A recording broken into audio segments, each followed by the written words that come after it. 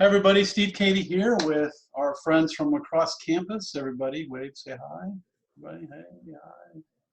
So it's good to see everybody. And we're now in, what is this, week two? Two of online?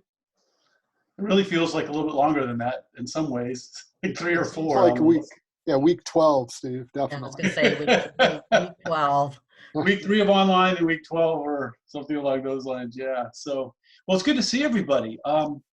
So today what we'll do is we're going to jump right in and continue to support each other. We're going to go into some breakout rooms, just have some small group discussion around what's happening, what am I learning, any best practices that you have got to share in a small group, and any challenges you're having you need some help with. And then we'll bring that back and take a summary from each of the groups to share a little bit out. And so we'll go ahead and jump in and do that right now. And we'll put you in breakout groups of, let's see here, we'll do,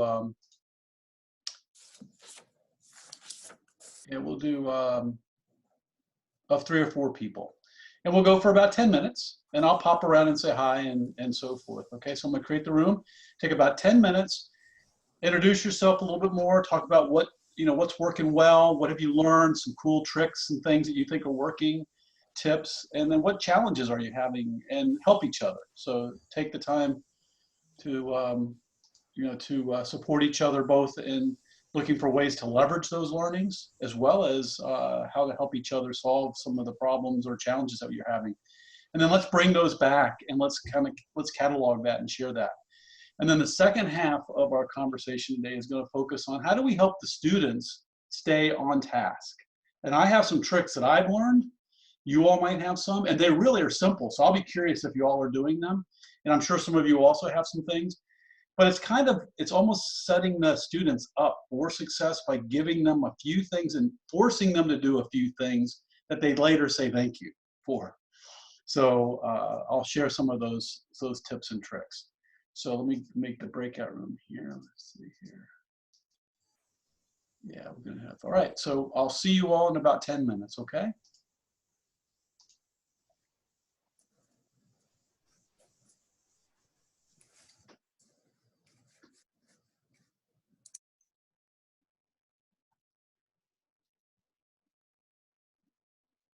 Hi, Becky, are you able to join? There you go. All right, I'm gonna go ahead to one of the rooms.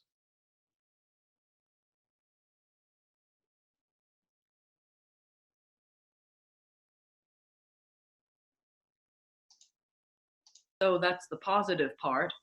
I have lost all the quiz grades because I fiddled with the grade with a quiz after the fact. That's one of the things that happened. So now all the grades are gone for the quiz after there was it was a lot of work, but these are little glitches, but I figured out that I guess you can't touch anything once you've had them all take a quiz, right? That's pretty much it. Yep. Now, Paul, I think you can, but I think it warns you. Can you do about the only?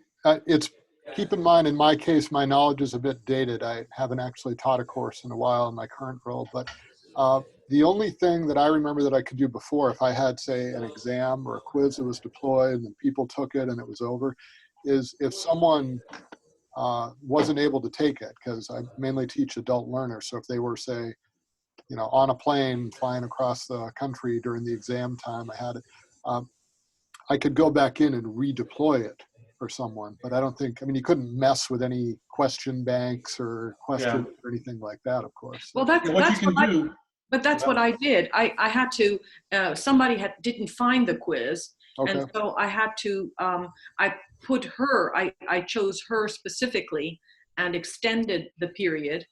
And now everything is gone. All the grades are gone. So that doesn't make sense. So have you talked with anyone who works with Canvas and the Canvas team? No. They are wonderful. They are very helpful. The minute you have a problem like that, call them up. They can help you figure your way out of that a lot. Who is that? You can call it ITS. Laura wants to tell you, I think. I do want to tell you something. Try going back into Canvas and adding the rest of the class back, and then their grades should come back in your grade book.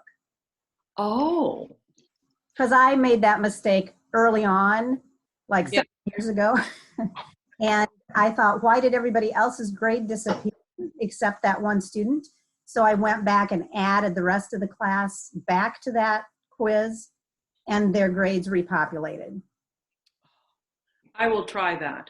Yeah, but I would encourage you. I think that's good to know. I didn't know that either, Laura. Well, you know, live and learn. Yeah, if you call ITS and ask to speak to the Canvas team, Mm-hmm. and you can actually post a ticket. I don't know how busy they are now, if they've caught up, but if you say it's urgent, like it's critical to the students, and you call them, they will escalate the ticket, they will resolve it, and they will help you solve it. Oh, cool. The folks in CFE, if you call them, they also have a few tricks. Like there's ways to undelete things you've deleted, and there's a place to go to undo that. I can't remember exactly how to do it, but I've done some things like, oh, crud, I did that. But you can go back and find everything deleted and undelete something, and it's like a special page that you can go back to. So if you just call and ask, they really are helpful. Okay, You'll thank you. get what you need. Yeah, hopefully that'll be the case, but Mhm. Yeah. you know, It's keep not your a big fingers deal. I was crossed. going to give them all a perfect grade as a result, you know, my error. Sure, But it would be better. Yeah. makes sense. Who else? Linda, how are things going so far? Things are going fine. We've been fairly busy on our chat reference. We have students coming in asking questions, some faculty with questions, and you know, I am not teaching directly per se, so I kind of just jumped Sure. on this to listen to what all you guys had to say. Yep. And I don't know if you've been seeing, and just give a little bit of info out there about all the library resources that have now become freely available. And I know that's Sure. not top priority on everyone's list as they're trying to get things, set up for their online classes. But it's just amazing the amount of quality resources that are now being just made available for free for students and faculty. So if there's any questions about that, or if you guys get the time, keep that in the back of your head and go check that out. Sure. And Linda, are those, I guess it just varies by publisher, but I mean, are those, 30 days, 60 days, indefinitely until this is over? It varies a little bit, but a lot of them, I think they all last throughout the end of this semester. Some go maybe a little bit longer into the summer, and yeah, they will not stay indefinitely. Sure. But there's a lot of content. Like I was looking at some of the ones for business, and like one of the sources has a lot of like video lectures from faculty throughout the country, or experts on different topics, and have short little video snippets and things. And I mean, I think that kind of stuff could be really helpful for faculty too as they're teaching, right? To add that kind of content in. So it's not all even just your typical journals and ebook chapters and such, though there's a lot of that as well. Sure. Oh, that's great. Yeah, it's terrific how a lot of different companies are pitching in. I mean, if it's not a publisher, it's it's Zoom, like we're doing right now, or something. Right. So very nice. That's been amazing. Good. Laura, how about you? Things are going well. Do you notice that I figured out the virtual background? Yes. I like that. Hey, it's a bonus, man. But I've done some things online this week that I've not done before. So, I scheduled Zoom meetings for all my midterms for my student clinicians, which might be interesting. I'm hoping to share my screen so they can see the actual comments I've made on the midterm. I'm getting ramped up for simulated clients that will start next week. So I'm learning about working with students and simulated clients this week. I did a Google Docs spreadsheet, which I've never done in my life, so that was fun. So I feel like I'm learning a lot. I feel like everything I'm doing that appears to be so at first, I'm like, oh, this is useful. I'll probably use this the rest of my life. Yes. Yeah. So I'm trying to see this as opportunity instead of ugh. Right. So far, so good. That's great.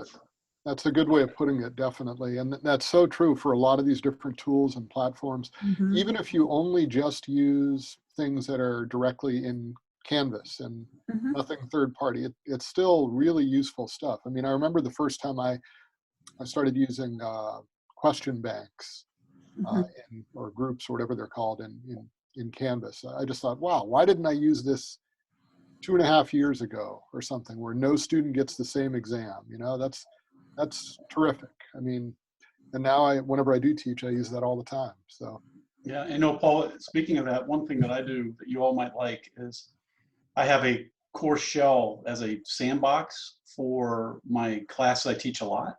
yep, And then in there, I have all these question banks. I can bookmark the question banks, which makes them available for me to see in any class that I have. Yep. Then I create my tests to draw from those bookmark question banks, yep, which are back in the original shell. And so when I do that, it allows me to make changes to the bank in one place. Because what I found is when I copy a class to the next class, if I don't remember what banks I changed or I did something once, it messes. I can't remember what I did. But every time I copy a class, those tests are always pulling from the question banks in the shell. That's my kind of my home base sandbox shell. That helps a lot. that's a Some great people have idea. showed up in the main room. I'm going to leave here and go back to check on them. 2 people showed up. Yep. And we'll come back in about 3 minutes. If you come up with some ideas, and if one person can be prepared to report out, that'd be great. Yeah, sounds good. I have one more question, actually 2. I still have people who are gone. They're missing in action, MIA, really not. Really? Hi, Steve. That's not fair, Steve. You're on mute. My sons have a special mute button for me as well. At least they act like it. Thank goodness you're I'm normal. like, am I talking or not talking? Do you hear me? But that background is not fair. Well, this is my background because I was supposed to go on a cruise, and so that didn't happen. So this is me on my cruise. And then some days I feel like this. Some days I feel like this. Like there's something looming over my shoulder. Other days I just feel as frisky as Richard Simmons. So not sure who I am. Today I'm on the cruise ship deck. So. And then I see what Jerry's got. Yeah, this is how I'm feeling right now. Yeah, you're the leader of the pack, it looks like. You're in front of them all. They're following Yeah, you. Or they're chasing. Are you their leader or are they chasing you? No, I'm their prey, but luckily I'm enough ahead of them that I think I'll survive. Oh my goodness. Well, this is enormously funny because I just got off a call about icebreakers. And I think a new icebreaker will be to talk about your Zoom backgrounds. Well, bring a Zoom background that describes how you're feeling or what you're coming with that day. Or a Zoom background that represents a question you're bringing for the day. Yeah. that means everybody has to be proficient in Zoom backgrounds. Yeah. So both Jerry and I joined late, so we have no idea what the instructions are. They're coming back, everybody's I'm just telling them 1 more minute. But I'm happy to meet Jerry because he must be ahead of the curve. Summarize key learnings. I'm sending that to everybody. And yeah, close all rooms. People will be coming back. And then we'll jump in. So yeah. I just had people go immediately to a breakout room and to check in. I like that. That's a good one. I like that. Be right back. That's the one I'm gonna use whenever I step away. Yeah, that's actually pretty smart. Yeah. So they went to talk about what they're learning, what some of the best practices are, what questions they have, any challenges they're having, and just help each other. And then I said, have someone come be prepared to summarize the key points from their conversation. So they'll be coming back in about 20 seconds. And the fact that nobody's come back just yet means that they're having a good conversation. That's right. So normally they'll come back a little right by now. So that's okay. So I'll come back and we'll check in. We'll go back to breakout groups, and then we'll have a conversation around tips and tricks to help students stay on track. And here they So come. I was on a Hi, everybody. Hello, Steve. Hey there. All right. So we just had a little breakout. So looking for what are some tips, tricks, solutions that you all discussed? Could somebody from one of the groups start, and then we'll have another group go and summarize for what your group discussed? Hi, Christina. If you unmute yourself. We were part of group one. We talked about quite a few things, some things that were a concern to me. I'd lost all the results from my quiz, and then I was told that from an online quiz, because I'd made one change for one person, extended in the deadline, and I was told that there are a couple of options, going to the Canvas team on ITS and talking to CFE to undelete things that we inadvertently delete, or simply to go back in and make sure that everyone is on the same page, include everyone in the extension. And I thought that was helpful.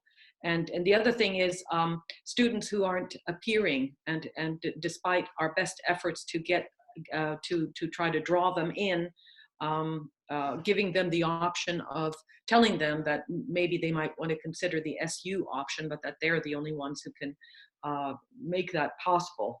Those are a couple of things that we talked about. Yeah, Christine, if I could add, I didn't hear the whole thing because I popped into your group. You should be able to go for anybody and moderate quizzes. So you go into the quiz and you click on moderate. It gives you the list of all the students, and over to the right, you can click on a student and you can extend the number of takes they can get and other things for just that student. Even after the fact? Yes. And because That's all of my grades disappeared. I'm not sure what you did, and so it might be that you did something with the test as opposed to going into moderate the test. You have to go into moderate quiz or moderate test, and in that place of moderation, you can do individual things. You can extend the time for people who have special needs that need to have their quiz extended, time and a half. You can let some people take it after the close date, so you don't have to open it up. You just give that person extra takes, and it unlocks it for them and gives them an extra take. So you can do that. So It might be that you did something globally in the edit quiz by accident. And if you talk to ITS, they probably will walk you through how to fix that and show you how to do that for the next time. But if you also kind of Google how to moderate quizzes, moderate tests in Canvas, you'll get some really good videos that are pretty straightforward, and will walk you through what that looks like. Good, thank you. Okay. Paul, I think, had shared something. Somebody said something about the other thing that you all shared in your group was that, I think it was Laura that said, golly, there's a lot of stuff I'm learning that I'm going to use next time. I mean, I'm going to use beyond here. You want to say a little bit more about what you were sharing there? Anything more about that? It's, you know, like, is there anything in particular that you go, I learned that, now I'm going to use it when I get back to regular? Go ahead, Laura. You're on mute, Laura. There you go. I think Zoom meetings may be a route that I will continue with some students who say, I can't make it to your office hours. And no matter when I have my office hours, I have some students who say they can't be there. And I offer other times to meet with me, and they're like, well, I work, or I have to do this for this class, or I have this group meeting. And so I thought, well, why couldn't I do a Zoom meeting with those hard to catch people who can't physically come to my office? I will probably continue with that. And never in my wildest dreams did I think I would ever do online when I could do face-to-face, because I'd much rather do face-to-face. Gotcha. That's cool. Thanks, Laura. Thanks for sharing that. How about another group? How about group number 2? You want to, could somebody summarize some of the key learnings? Well, so we talked a lot about different aspects of the class. We had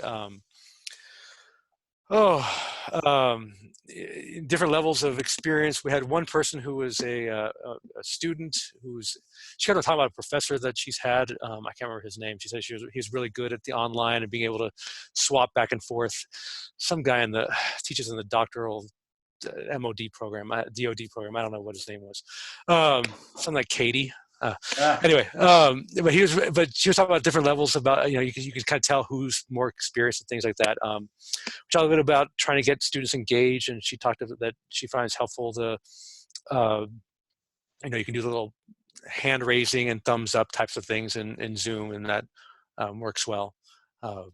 I shared that I tried WebEx and I didn't like it for my classes, and I thought Zoom worked better. That was kind of Okay. All right. Thanks. general Steve. summary. Thanks. How about group number 3?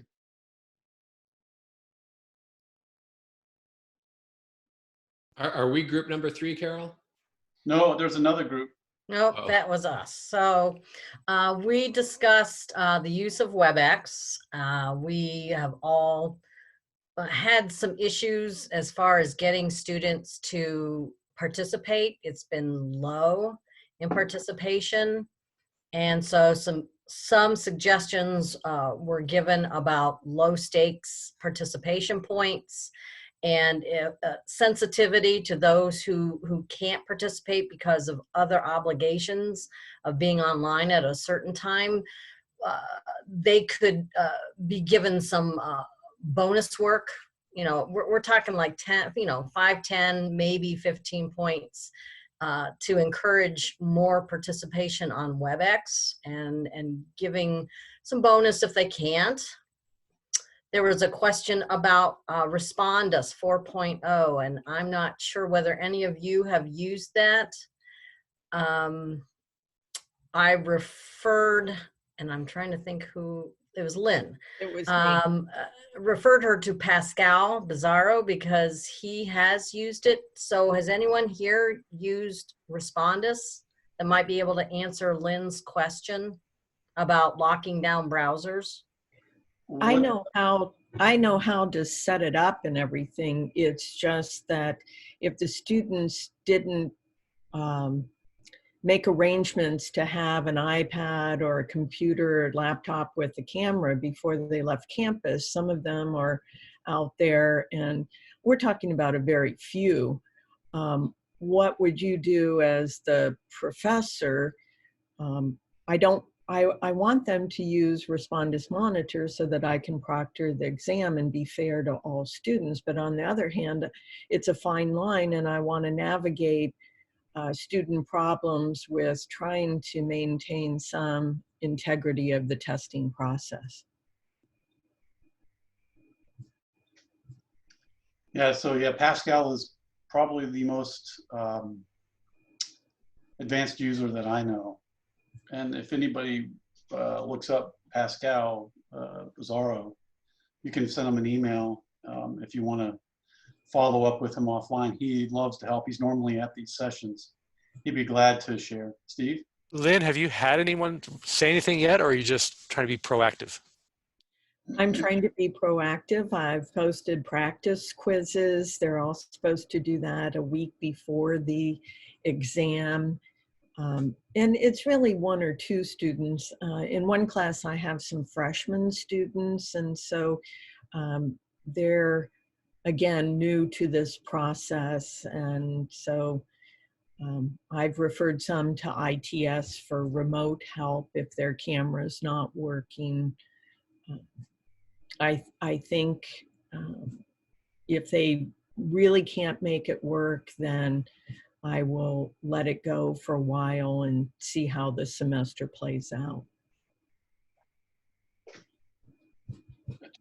Cool. I mean, in my opinion, I mean, you have to give everyone the same exam, the same conditions. I mean, if you have, because if someone says I don't have a webcam, I mean, you don't know what their integrity level is and whether they're going to cheat or not. And to me, you might try once and all of a sudden if they get the highest score of the grade in the class and they were, you know, a C student beforehand, you know something's up. And you might want to, I mean, unfortunately, the opposite is, I mean, the alternative to me is to do something that puts more work on you, which is create an exam where it doesn't matter if they work together. I mean, essays and analysis and things like that, which aren't ideal for you in time, but gets that Well, integrity of the exam.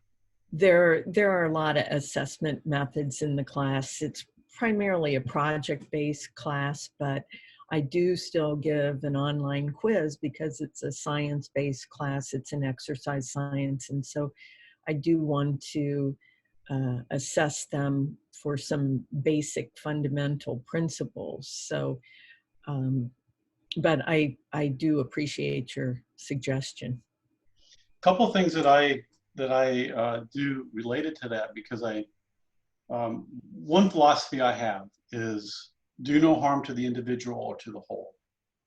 So if whatever I'm doing is going to hurt an individual or the whole, I go back to the drawing board and try to keep re-innovating until I find a solution. So it's kind of my design parameter, and it's a challenging one to go by sometimes. And then the other thing is I always think of satisficing, which is, you know, the best of the least best alternatives, you know, and so I always just say, okay, what am I really trying to get done here, and so forth. And in terms of like testing and things like that, I have found that using question banks is probably the most powerful tool for me to level the playing field, because I can draw from the banks. Every test is a little bit different, and over time, once you get good with it, it becomes a fair test, and yet they all get different questions and so forth. And then I give them practice quizzes from the same quiz banks, and my test scores are still, show that it's not getting out of control or they're getting all hundreds or anything like that. Like they're learning, And I think the last thing is if they're learning, right? And as long as I'm doing no harm to the students or to the whole class, then I'm good to go. That's kind of my general philosophy. So I agree, Steve. Do you put a time limit on your quizzes? Mm-hmm. I do. That's how I maintain the integrity of the question banks and the testing, so that they're not spending forever just looking stuff up. So I literally, the way I set it up is it's randomized from the question banks. And then I give about 90 seconds per question. I design it so that the questions are about 90 seconds. I try to get a good mix on Bloom's taxonomy, of questions. And then what I do is I don't let them go back. They answer a question, it's done, and they have to go forward, and they can't view the test. They get their score, but they can't view the test after they're done. After the due date of the test, because I give a window, then that very next day, the test becomes available for them to look at their question and answers all day long. And I have a discussion board I call the extra credit discussion board. It's actually a category, an assignment category where I have different extra credit, but one of them is corrections and suggestions. And I reward the students for finding errors in my class. So if they find an error in a test question, they can post it to the discussion board and say, there's an error here. I, with my GA or TA or me, I'll investigate it, fix the question, pop back to the student, say, thank you, fixed it, change their grade. If it affects the whole class, I'll change the whole class, but usually it's because it's random questions. Just fix that. And then they get extra credit for actually bringing the problem up. And so it tends to turn it into a positive experience. When the students ask me, I want to have more time, or I want to have access to all the questions, why can't I go back? I just say, because of the integrity of the testing environment, and to give you the flexibility that I do give you, I have to do it this way in order to maintain the integrity of the testing environment. And I tell them, I've done this before, because I've done this back. I think I gave the first online test to a lecture class of 200 students, and it shut down Blackboard. It literally crashed it for the whole university. It was back in 1990, early 90s. And but whatever, because the university hadn't planned on people taking so many tests at the same time. They thought it was a limited number of students, and they didn't have enough bandwidth for that. But with the testing environment, I think it's really important just to be clear with the students that you're maintaining the integrity of that environment. I'll stop there. I agree. Anything else? Yeah, I agree. I do the same thing whenever I have a test. I intentionally do not use Respondus or any sort of proctoring device. I just use what's in Canvas, and I'll always use an exam day, say whatever, Thursday is exam day. And I tell the students, you could start taking the exam anytime between 10 a.m. and 10 p.m. Eastern Standard Time. So, because my students are adult learners, they'll work different shifts. They might be in different time zones.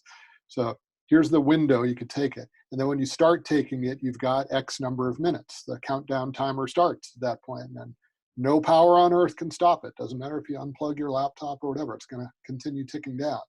And then like you, I'll use question banks, which I think are invaluable. You just build them up over time, and it'll be randomly drawn, 3 from this one, 4 from this, 5 from this, 2 from that, whatever.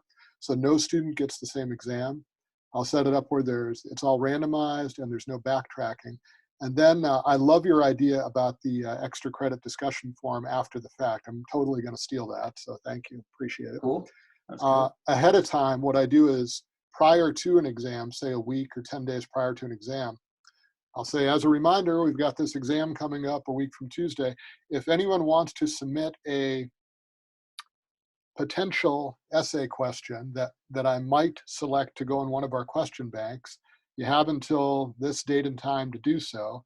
And if I look it over and if I like it, I might have to tweak the wording a bit, but if I like it and it seems to fit the bill to demonstrate synthesis for this unit or whatever we're doing, I'll add it in there.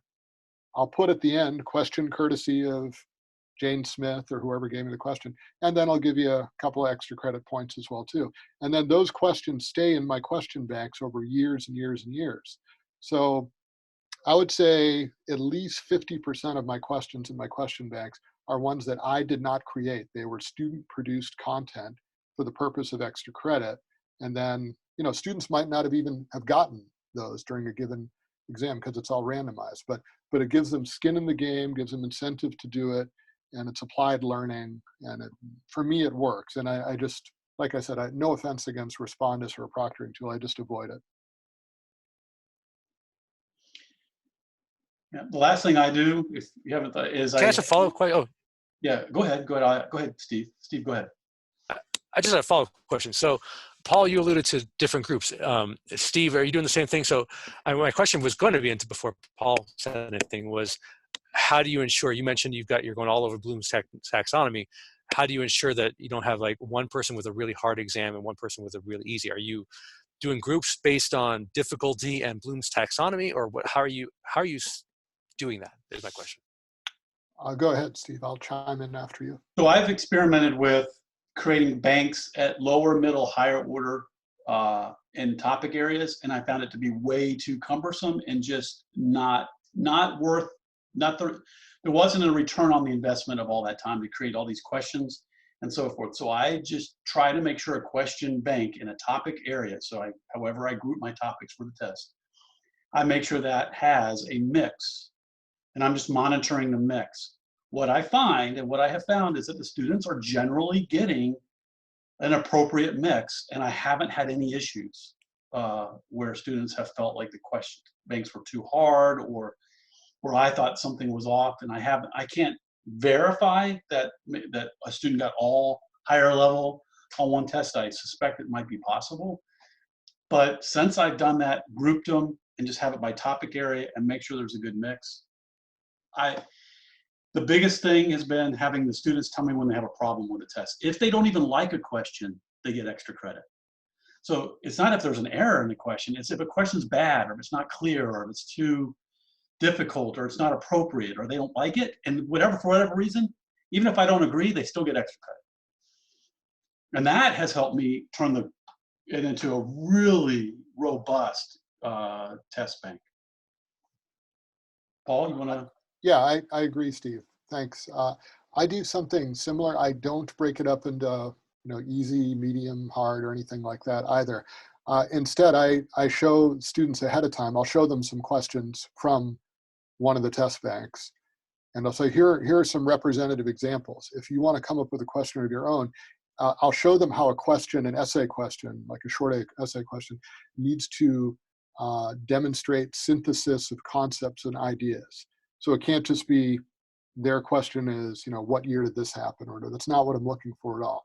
I'm telling them, combine one or more ideas from these chapters of each reading with this, and come up with some sort of question where the response can't just be totally subjective, but it has to demonstrate synthesis of concepts and ideas. And then if they do that, after seeing some examples from me, then it'll go in there. And I haven't really had any issues yet, although much like Steve has pointed out, there have been cases where perhaps a question might have been worded slightly vaguely in terms of the deliverables for the response. And I don't notice it till after the fact. And then I will go back in and make the corrections and give credit to anyone who had that. So they require a little fine tuning, but for me, it works. And I'll add one more thing is I'm on the National CLEP board for the class and helping to design the questions for the National CLEP exam. And I just went for the first time to the committee up at ETS, Education Testing Services. The science of designing questions, oh my goodness. For those of you that are steeped in this, it is pretty cool. I mean, there's some, it opened my eyes up to just going and doing some research on the art of the question. And there's certain language about how you design a question in terms of what you're cueing them on, how you're doing the responses, and so forth. There's a whole science to it. It's pretty straightforward. I mean, you could summarize probably the science of good test question design on a page or two and get the key points that would really help you. I'm going to try to look for something like that and try to share it because I'm going to ask them. I would do some homework on that. It would really help you a lot. But just to make sure. So if you've got some like I can include some like gimme questions where I'm expecting 99% of my students to get it right. And you don't care, essentially, Steve and Paul, if one student gets 5 of them and one person gets 0. I mean, that's essentially what you're saying, right? I think I'm saying I think it pulls randomly in a way that they won't get it if you have enough mix in that pool. The possibility is there, though. The diversity of the pool is key. And again, for me personally, I don't really group my questions in terms of, like I said, easy, medium, or hard, or gimme questions or not. So I don't necessarily encounter that same situation. I'm not saying it's not a valid concern. It certainly is. But for me personally, it doesn't really come up. Maybe it's discipline specific. I'm not certain. I haven't had an issue either. I do the same. It's not worth doing low, middle, high. It's just top by topic. Make sure the mix in that bank is good. And if you have 30 in that mix, and let's say you have five gimmies, 5, a little bit above, 5 a little bit above, and 5 a little bit above.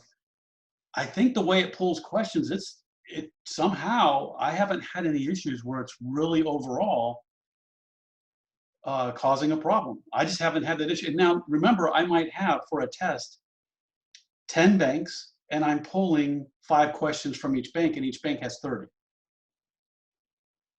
Right, or something along those lines. So it really, it seems to work. Go ahead.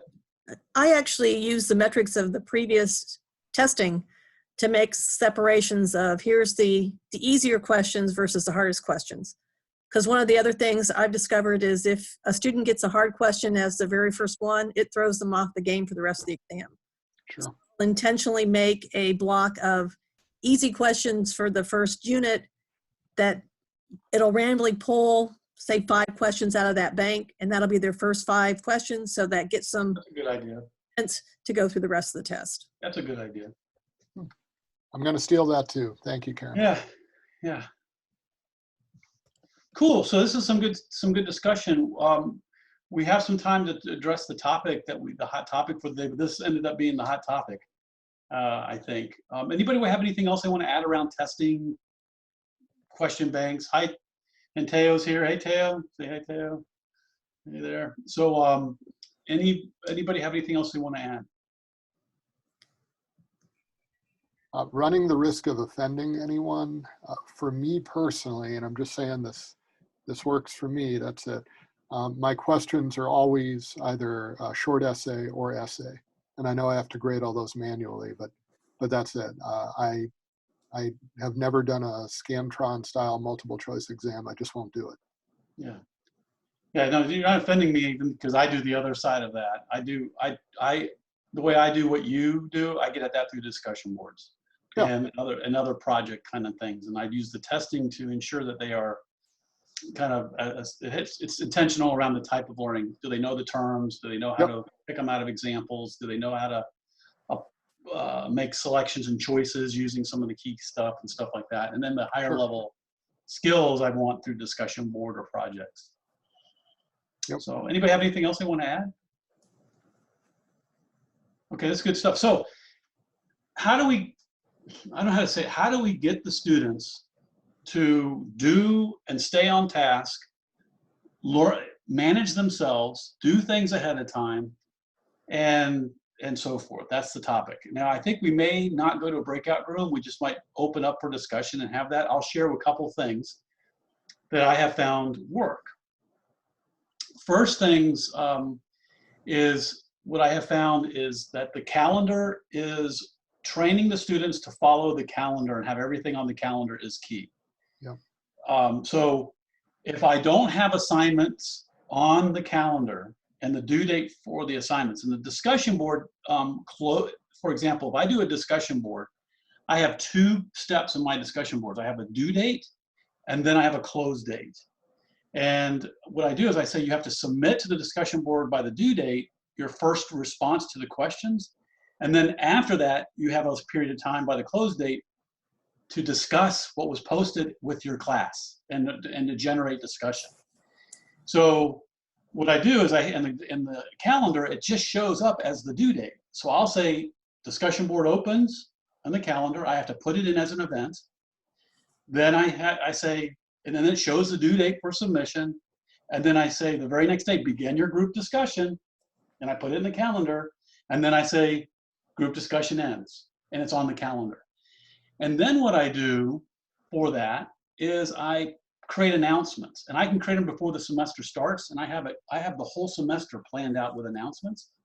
And then I go into the announcements and I say, and I'll just, little tickler, hey, everybody, discussion this group, such and such discussion board is available today. Make sure you read the instructions, get started soon.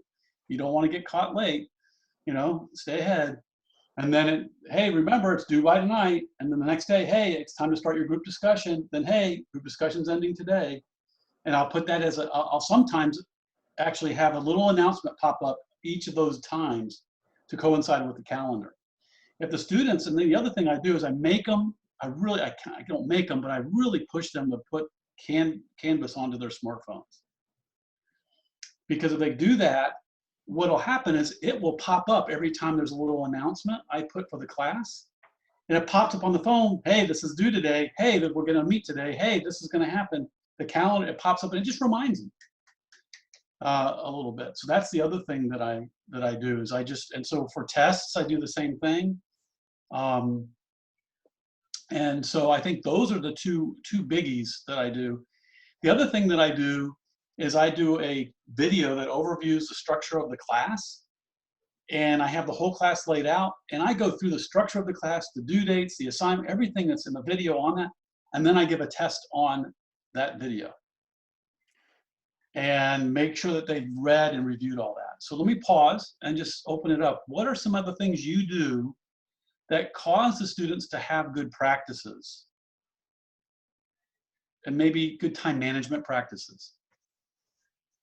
I provide a checklist at the beginning of the semester of everything that's going to be due and when it's due, and try to be consistent with the due dates. So particularly on an online class, I may make Saturday at 11:59 the due date for everything that gets done, homework assignments, things they have to submit. So they know and can count on that into their work schedule. And they also get it for the entire semester. So as their job responsibilities ebb and flow, they can work ahead. They know what's going to be expected. I do the same thing. That really works to make sure the due date is the same for different types of assignments or and so forth. It's a great idea. I try and do the same as well. So if there's, I'm making this up, but like say, for graded group discussion forums, I'll say, okay, each one always starts Monday morning, 8 a.m. and it's always going to close down, at a specific time, however long later, a week later, or if it's a condensed semester, then, a shorter period of time. So they have that kind of clockwork routine going on. And then I also agree with Steve, scheduling announcements ahead of time whenever possible is absolutely critical. You can't schedule every announcement for the whole course. You could probably drop about 70 to 80% of them in there, no problem, before the semester starts. So that, using the online course calendar for just about everything. And then for me, I say you've got two options. Either you could subscribe to the online course calendar if your main calendar on your phone is through whatever, Google or Apple or whatever like that, that's fine. Or you could download and install the Canvas app and set notifications. But one way or the other, I tell my students, I'm going to use your device for my purposes in this class. So your phone is going to vibrate, beep and boop and ring or whatever, whenever there's something new going on, some deadline coming up for this class. You got to get used to that. And they can do both. They can sync their calendar with the Google Calendar, and that's really nice. It pops up. They can pick a color, and all for each of their classes are all BGSU, and notifications can also pop up on the front of their screen just to notify them. Sure, but they got to do at least one of those. Yeah. They can't just say, oh, I didn't know, or oh, my phone's set to vibrate mode. No, not an excuse. Can I make a suggestion too? Yeah. I have a couple of my professors, not Steve, but that they actually have the syllabus listed with different dates than they've put on the calendar. And then within the module, it actually has a different date. And so being very cognizant to ensure that all the dates align is extraordinarily important. And I don't know if some of your classes are that complex or not, but it's really important to do that because people are missing deadlines and they don't even realize that they're missing them because it says one thing in one place and not the other. Well, that's unfortunate. I hear you. I do. I personally don't put any due dates in my syllabus at all. All due dates for all assignments are always in the online course calendar, and I tell my students that from day one. So the syllabus is more like course overview, expectations, strategies, general information, things like that. But everything else is in the course calendar. Yeah, Paul, I've gone to an extreme. Yep. The syllabus here, I actually use the syllabus now as the syllabus. When I have to submit my syllabus for the college, needs my copy of my syllabus, I print this page. Yep. And I put my syllabus in, and it has, all the information here. Right. And it goes through the assignments. It goes through the modules. It lays it all out. Yeah. Through the expectations, down to the policies, the schedule. And here's the interesting thing. It lays out all my assignments show up in here. As you populate, yeah. This is the same as the calendar for the class. So when I go if I want to look at the calendar, this course summary is actually a summary of the calendar down here at the bottom. Right. The students can scroll down and they can see when things are due. And going back to what Karen was saying, they can see that every Tuesday, you see here, post here, begin discussion here, closes here, the test is due here. Next day, the next module opens. We have webinar progress checks. So I do progress check live Zoom meetings with the students, and I put that on there. And then we have our things, we have posts, we have stuff like that. I have all these extra credit pieces here. I have the final exam and so forth. And so it's all on the calendar. So when I click on the calendar and I open up the calendar, yeah, it auto populates from one to the other. If I put something on the calendar, it goes on the schedule. Steve, I think that's a great idea. I mean, that's honestly. I don't want, because if I make a change in one spot, my goal is to only make a change. If I make a change to a due date, it's done across everything, and I don't have to worry about multiple documents. Really, yeah, you stand nothing to gain by having a static PDF of a syllabus and uploading it if it's got things like deadlines and due dates in it, then you have to make some sort of adjustment throughout the semester. I mean, doing it the way Steve suggested there, I mean, honestly, I think that's a great approach. And now I'm in the calendar here, and you see the same thing. If I go to the agenda view of the calendar, it looks exactly like it does at the bottom of the syllabus. And I can see that. And I can do it by week, month, by week, and the student can look at it. And then if I like do something here, go, oh, I want to change this oh, we need to move the date now. If I have to change the date of the post here, of this post right here, of this, let's see here, this post right here closes, this discussion closes. If I need to change the close date, I have to go in and change it and move this here because the close date doesn't show up. The only thing that shows up is the post date from a discussion board. Begin discussion, I have to enter it manually. End discussion, I have to enter it manually because it doesn't show them. So students get lost on discussion boards about when the discussion closes. The reason I do a post date and then discussion date, that helps them to get stuff done by the due date, and then they're all ready to get discussion going. So it forces them all to then see each other's work. And a lot of times I use discussion boards to get them ready for group projects, to do pre-work that they need to show up to their group with, or to do stuff that's going to get them ready for the exam. So I try to use discussion boards to get them kind of getting ahead of schedule and sort of forcing them to do that. Nice. So we got a few more minutes. Other best practices, other things that you all do to help students stay on track? And I just wanted to offer as a former student, the point that Paul was making about consistency for deadlines. That was when I was a student at BGSU in the graduate program with family and work and everything in parallel. That was incredibly helpful to know that a certain kind of work I had to complete, whether it was a discussion board or whether it was a certain assignment, that, you know, that's always due on Friday night, or this is always due on Sunday morning. That kind of thing really helped me out tremendously. And I would venture to say that in this current place and time, that kind of routine would help people stay grounded in the course.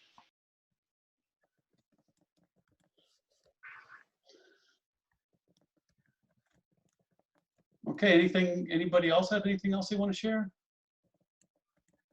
So let's check out with what's the tip you're going to take today that you particularly appreciated? What's the tip from today that you appreciated?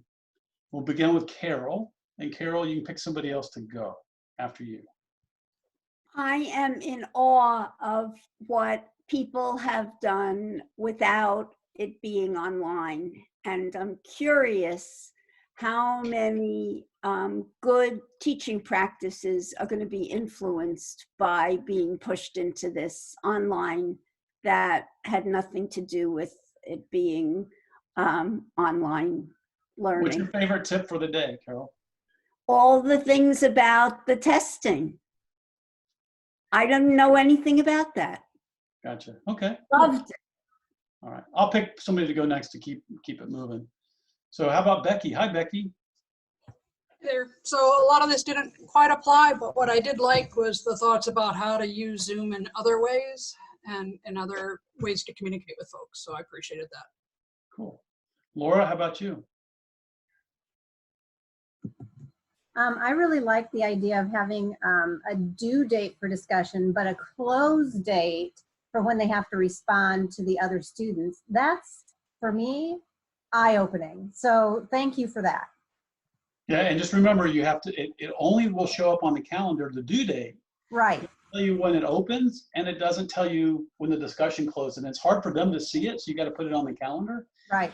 And I usually tell them that their first post by that due date is a little mini paper. I say it's your little mini essay.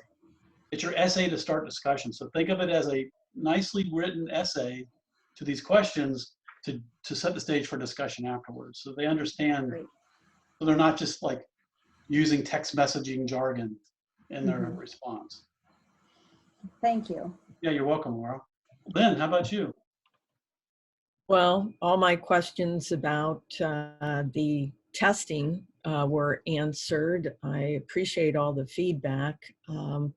Also, I like the video introducing them to the structure of the class, because I don't think students really know how to use the calendar and the notifications. And right now on the discussion board on transferring to online, I've gotten a lot of students saying they're just overwhelmed with trying to keep organized with all of the due dates. And so I think I'll do a little video on using the calendar effectively. So just everything was very helpful. I have everything there for them, but cueing them to use it effectively is going to be really helpful, I think, for the students. Yep. And you can put into that syllabus little links to video tutorials on how to do those things that you don't have to create. Oh, okay.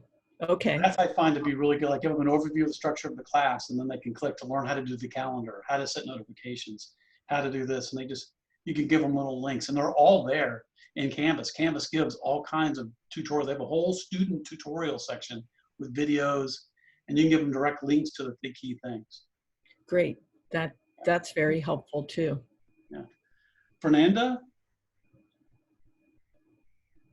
Hi. I liked the question banks. I haven't used that before. I've used the Respondus in the past. So I thought that was really interesting learning more about that. And also how you use the discussion board with a due date and the close date. So just a lot of helpful tips today. Cool, that's great. Steve, how about you? Love the background. Where is that? This is it's a small world at Disneyland. Oh, okay. That's one of my favorite rides. I remember that from being a kid. Man. Yeah. If you haven't been to Disneyland, it's a little different than Disney World.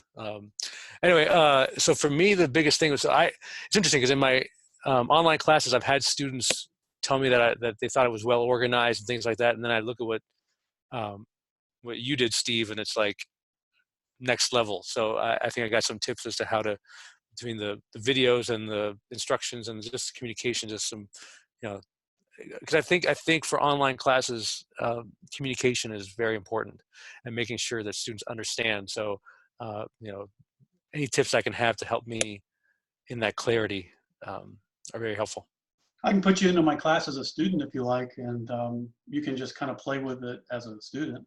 Then I'd fail all your exams. That's not good. No, you don't have to take the exams. You can just wander around if you want. I'm happy to do that for anybody. Okay. Yeah, sure. Thanks. Let me know. Just send me an email and say do it, and I'll do it. Okay. Right, Anybody can do that. Anybody can say put me in your class. I'll put you in. So Jen, you want to check out what's the tip that you thought was important from today? I just think it's very insightful for what all of you are going through. So coming through the doctorate program myself, it was just a great understanding of some of the things. And I know we were tasked with our group to try to talk about online. And so Carol's authoring a document. I'm not going to, I won't steal your thunder, but it's awfully interesting to listen to the transition that all of you are going through. And I appreciate what you're doing in such a short order as a student. So, I think at least in our program, people are very forgiving, and we ask always for grace and flexibility. And I think we're giving that to everybody as we're kind of trailblazing through this first cohort. But I appreciate all that you're doing and the transitions that all of you are making in such a short time frame. Cool. Thanks, Jen. Teo, you can wrap us up. I think that's everybody.